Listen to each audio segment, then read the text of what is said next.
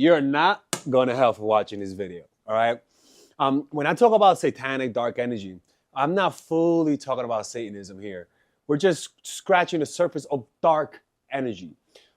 Anytime you see people like, and again, because this energy can be used in a way that doesn't cross legal boundaries. But sometimes this energy does take you to cross legal boundaries, right? For example, let's just say what motivates you is lust, right? If lust is what motivates you, eventually that dark energy is going to lead you to criminality. That's usually how it goes, especially if you're somebody who has power. So today we're going to show you how to use dark energy in a positive way. Not too much of it, enough to propel you, but not too much of it. But there's a warning. There is a warning to this energy, people. And I'm going to tell you what. By the way, check out my new channel, Professor Alex. It's a channel that I created where I talk about spirituality, self-help, and topics like the ones you see here. It's completely different from the men's channel. So click on that right now, and there you'll be able to get 3 or 4 videos per week that you will never find on this channel. Okay, subscribe right now or else I'm closing it. This type of energy has a tendency to self-sabotage you. What do I mean? Is that this energy tends to come back to you tenfold sometimes. If you go too far, you may create the wrong enemies. You may create people, you may get people who really don't like you, who you wouldn't want as enemies. So you have to be very careful with how you apply the concepts of this video. Because eventually, this strategy does lead to self-destruction. It does lead to you breaking your own boundaries. It does lead to you doing things that you usually wouldn't do. It does things for you to become someone who you would never thought you would have become. Dark energy will accelerate the manifestation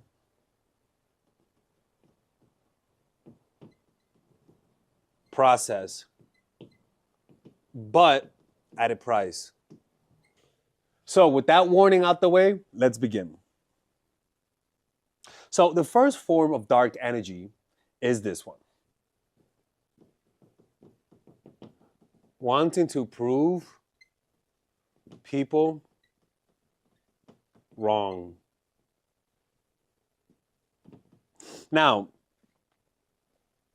this form of dark energy does work, but the problem is that it keeps in you a certain level of resentment.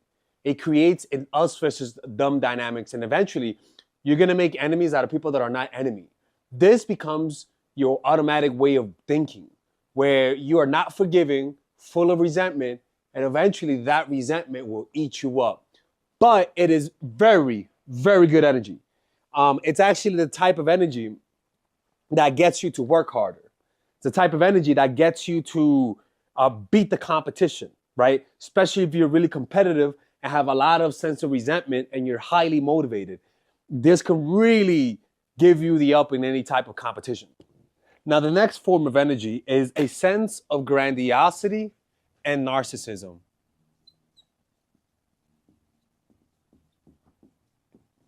Narcissism. You have such an intense desire to get praised, to get validated, to be worshipped, that insecurity can actually propel you to become somebody who's really important. That hunger for validation can get you to do things most people wouldn't do. But the problem with that is that once you get that validation, you stop trying. Or what happens is that the success that you have, you'll develop a sense of grandiosity where you stop paying attention to details. You stop really paying attention to what got you success, and you start thinking that you got success because you got the magic touch. Eventually, you'll start failing, and then the narcissism will cause you to hunger for more praise, but you're not willing to put in the work. So what happens then is that you start looking for big splashes, quick results, and eventually people will see through that, and the short success you have will only be short-lived. And you eventually look like someone who was like with artists, they call it one and done, or even one-hit wonders. Narcissism and grandiosity cannot be your motivator. because it causes you to not be able to self-reflect and or even understand the causes of your success. Where if you have grandiose tendencies, you think that the reason why you're successful is because you got the magic touch. And so you discount the role that other people had. And so the next time you try to succeed, you realize that it's not the same as last time. So that's one. Now, the next one is you succeed out of jealousy, right? And this one is, again, a highly motivating emotion.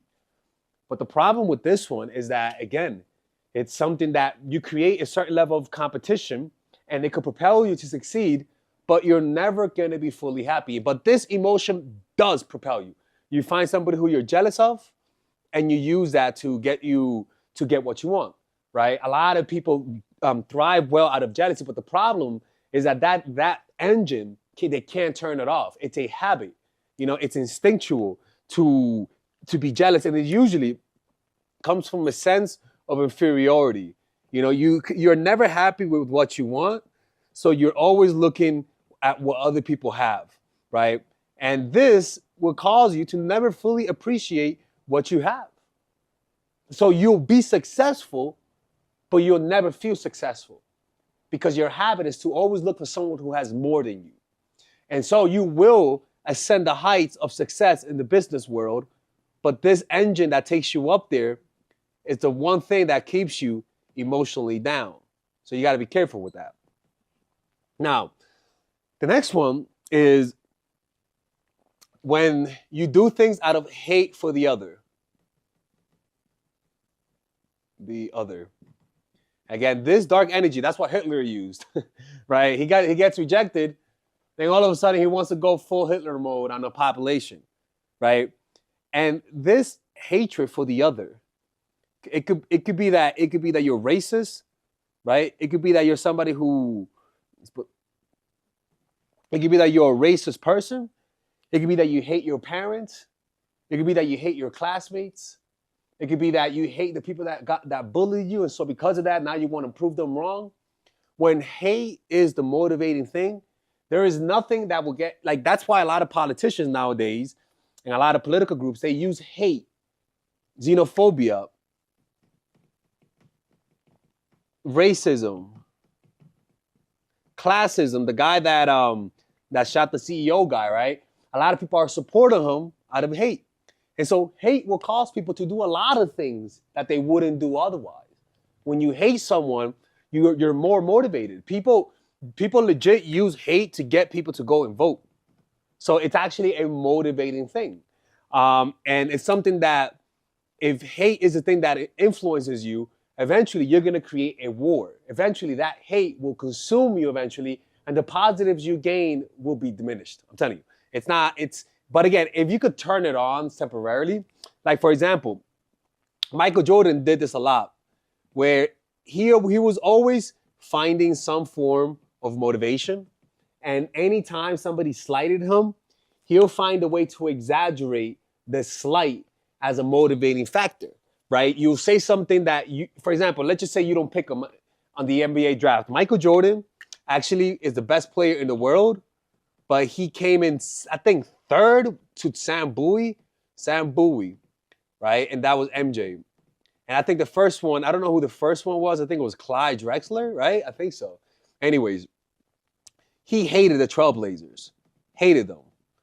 And so because of that, every time they played, he always played better. And the reason why he says this is because he never forgot. Michael Jordan, I call him the bald menace with the Hitler mustache. Michael Jordan never forgets slights. And so if you offend him, he's always going to remember that, right? Michael Jordan then used the negatives of the past, the anger, the resentment, as a way to motivate him. Well, the problem with Jordan is that Jordan is just not a happy guy. I mean, we all know that. His competitive spirit, his narcissism, his grandiosity, his hate, his jealousy sometimes got him to become such a successful person, but eventually it isolated him, right? His success isolated him. He was too successful for his own good. And the problem with that is that you succeed, but you're at the mountaintop by yourself. And the problem with guys like that is that they need attention, but once you get too close, they get uncomfortable, right? So that's one form of dark energy. And again, I prefer to use this temporarily. Like for example, one form is another form is proving is making people regret losing you, making people, all right, so I can see it, regret losing you. So this dark energy looks really good, especially if you're somebody that wants to go to the gym, right? Let's just say Lucifer wants to hit up the gym, right? And this is perfect energy for that. Reason being, because this keeps you motivated. This creates a sense of motivation for something that you care. And it's actually, look, I tell people, if you just got dumped, right, is a clavicle. If you just got dumped, use that motivation to hit the gym, right?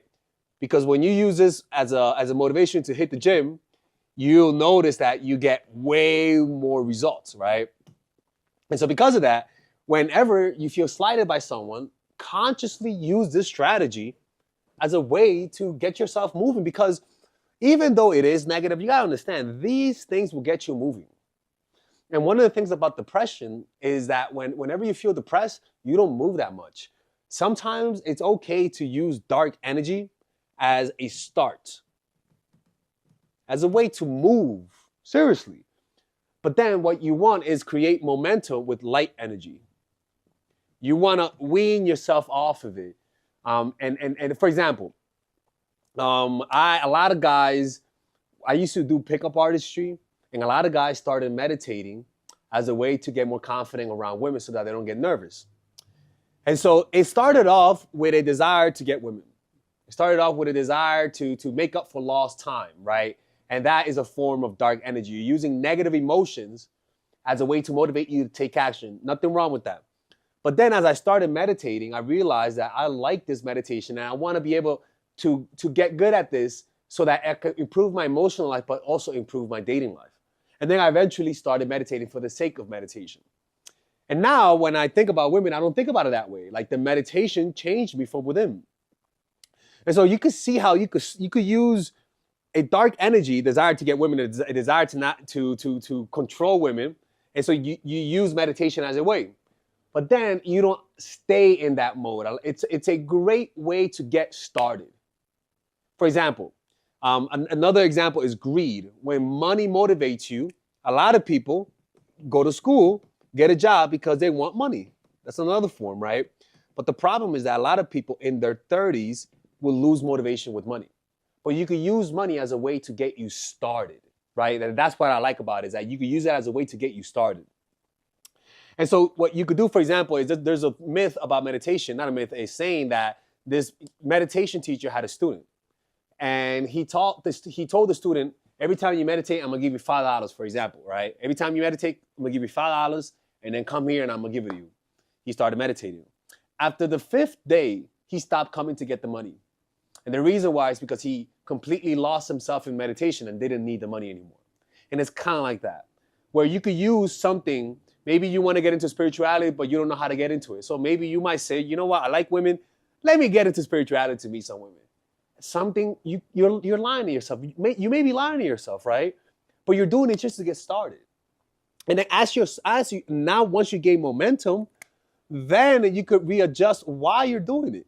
But there's nothing wrong with using this as a beginner, as something to jumpstart you to take action.